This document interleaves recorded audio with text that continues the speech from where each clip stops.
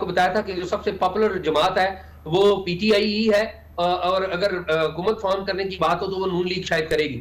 تو جو نتائج یہاں پر جو آئے اور جس طریقے سے ٹرینڈ بنا پی ٹی آئی کا کاؤنٹر نکلا جس طریقے سے، وہ تو بتا رہے تھے کوئی اور ہی کہانی، اور جس کا اظہار ہوا کہ بہت بڑی تعداد میں پی ٹی آئی کے جو بیک ممبرز تھے وہ جیتے. تو اس علاقے میں وہی صورتحال تھی جو ریسٹ آف پنجاب میں تھی یا ریسٹ آف پاکستان میں تھی. تو یہاں پہ بھی جو ٹرینڈ تھے وہ پی ٹی آئی کے جو سپورٹڈ آزاد امیدوار ہیں ان کے حق میں تھے. ساتھ موجود ہے ممتاز سینئر انویسٹیگیٹو جرنلسٹ. بہت بہت شکریہ آزاد سے. یہ سب بتائیے گا کہ ایک عجب سا معاملہ ہے، نہ سمجھنے کا ہے نہ سمجھانے کا ہے، اور کمشنر لیول کا آدمی اور اس طریقے سے ان کے یہ الزامات اور یہ ساری چیزیں جو ہیں، آپ کو کیا لگ رہا ہے کہ کیا ہوا ہے؟ جی کامران صاحب بہت شکریہ. کامران صاحب یہ معاملہ تو ابھی ایک اوپن سیکرٹ ہے. بہت سارے اس بات کے فٹ پرنٹس نظر آتے ہیں کہ الیکشن کی رات کو کچھ نہ کچھ ہوا ہے. اس میں ملوث کون ہے ظاہر ہے اس کی تحقیقات ہوگی تو وہ پھر پتہ چلے گا، اور کہاں کہاں پر یہ واقعات ہوئے ہیں ظاہر ہے یہ بھی تحقیقات کے متقاضی ہیں. لیکن اس سارے منظرنامے میں سابق کمشنر راولپنڈی آتے ہیں اور وہ آ کے ایک تہلکہ مچاتے ہیں. لیکن ان کے بیان کے 3 حصے ہیں. ایک حصے میں تو وہ اعتراف کر رہے ہیں کہ جی میں نے یہ کام کیا، میں نے ریگنگ کی، یا آر اوز کو میں نے ہدایات دی. یہ تو ان کا اپنا اعتراف ہو گیا، اس کے لیے تو کسی ایویڈنس کی ضرورت نہیں کیونکہ وہ خود اعتراف کر رہے ہیں.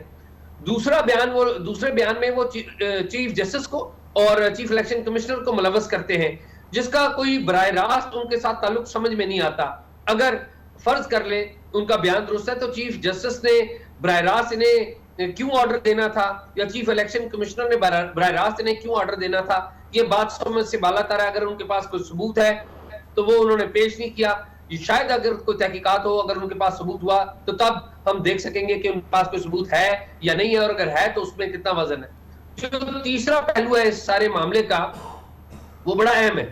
وہ تیسرے پہلو میں اسٹیبلشمنٹ کو کہتے ہیں، اور ان سے جب سوال کیا گیا کہ اس میں فوج کا یا اسٹیبلشمنٹ کا کیا کردار تھا تو انہوں نے فوج کی بڑی تعریف، اسٹیبلشمنٹ کی تعریف کی اور کہا کہ جی انہوں نے بڑا اچھا کام کیا ہے. تو یہ وہ معاملہ ہے کامران صاحب جو پتا ہے ایک اوپن سیکرٹ ہے. لیکن اس کے لیے تو بنیادی بات یہ ہے نا کہ اب تک تو اس کے لیے ایک تھورو پروب آرڈر ہو جائے، کوئی گورنمنٹ کوئی کمیشن بنا دے، کوئی یا چیف جسٹس صاحب اس کا سو موٹو نوٹس لیتے، کوئی تھورو انویسٹیگیشن، انڈیپینڈنٹ انویسٹیگیشن، کوئی تھورو پروب، وہ تو مسٹ ہے اس قسم کی گفتگو کے بعد. مگر اس کا ہمیں کہیں سے کوئی کامران صاحب بات یہ ہے کہ تھورو انویسٹیگیشن یہ آج نہیں تو کل تو ہوگی، اور اگر یہ تھورو انویسٹیگیشن نہ ہوئی تو یہ کوسچن مارک رہے گا.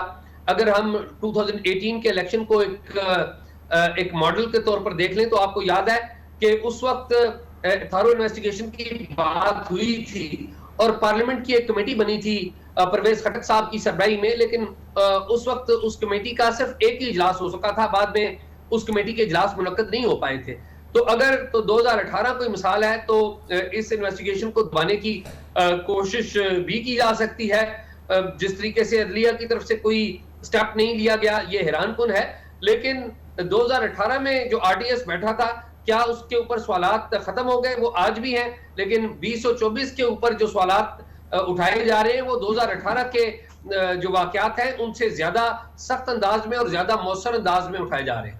تو اب اس کا دوسری جانب نہ کوئی انویسٹیگیشن آرڈر ہوئی ہے، نہ کوئی پروب آرڈر ہوا ہے، تو اس کی کیا اس پر کیا سرکار کی کیا رائے ہوگی؟ وہ کس طریقے سے اس کو پروسیڈ کریں گے؟ کیا اس پہ کوئی قانونی کارروائی بنتی ہے؟ کیا یہ قابل گرفت کوئی جرم ہے؟ اس کو کس طرح سے کیٹیگرائز کیا جا رہا ہے؟ گورنمنٹ اس کو انٹرپریٹ کیسے کر رہی ہے؟ کامران صاحب اس وقت مرکز میں ایک نگران حکومت ہے، اور عام انتخابات کے بعد جو نگران حکومت کی حیثیت ہے وہ میرا نہیں خیال کہ کسی پوسٹ مین سے زیادہ کی حیثیت ہے. وہ چیزوں کو دیکھ رہے ہیں اور جو چیزیں آتی ہیں مختلف وزارتوں ڈویژنوں کی طرف سے وہ ان کو اپروو کرتے ہیں. اصل جو فیصلہ کرنا ہوگا وہ نئی حکومت کی طرف سے کرنا ہوگا. دیکھنا یہ ہے کہ نئی حکومت کیا، مگر اس میں ایک بنیادی سوال ہے نا اعزاز سید صاحب کہ یہ بتائیں کہ ایک تو آپ خود اس جگہ پہ رہتے ہیں، پھر تجربہ ہے راولپنڈی پورے ڈویژن کا، پھر دوسری بات یہ ہے کہ آپ نے خود الیکشن سے پہلے اس کا پورا دورہ کیا تھا. یہ جو نتیجہ نکلا اس ڈویژن کا جس میں کہ 11 سیٹیں نون لیگ کے پاس آ گئیں اور 1 صرف پی ٹی آئی کو ملی، یہی آپ کا جو دورہ تھا، جو آپ کی معلومات تھی، جو آپ کا جو اس پورے علاقے کا اور اس پر جو آپ کی جتنے بار تجربہ ہے اور جو اس کا آپ نے جائزہ لیا تھا، کیا یہی نتائج دکھا رہا تھا کہ پی ٹی آئی کو شاید مشکل سے ایک نشست مل سکے پورے؟ نہیں کامران صاحب، ایسا نہیں تھا. میری آپ سے بات بھی ہوئی تھی ان دنوں اور میں نے آپ کو بتایا تھا کہ جو سب سے پاپولر جماعت ہے وہ پی ٹی آئی ہی ہے، اور اگر حکومت فارم کرنے کی بات ہو تو وہ نون لیگ شاید کرے گی. تو جو نتائج یہاں پر جو آئے اور جس طریقے سے ٹرینڈ بنا، پی ٹی آئی کا کاؤنٹر نکلا جس طریقے سے، وہ تو بتا رہے تھے کوئی اور ہی کہانی، اور جس کا اظہار ہوا کہ بہت بڑی تعداد میں پی ٹی آئی کے جو بیک ممبرز تھے وہ جیتے. تو اس علاقے میں وہی صورتحال تھی جو ریسٹ آف پنجاب میں تھی یا ریسٹ آف پاکستان میں تھی. تو یہاں پہ بھی جو ٹرینڈ تھے وہ پی ٹی آئی کے جو سپورٹڈ آزاد امیدوار ہیں ان کے حق میں تھے. بہت بہت شکریہ.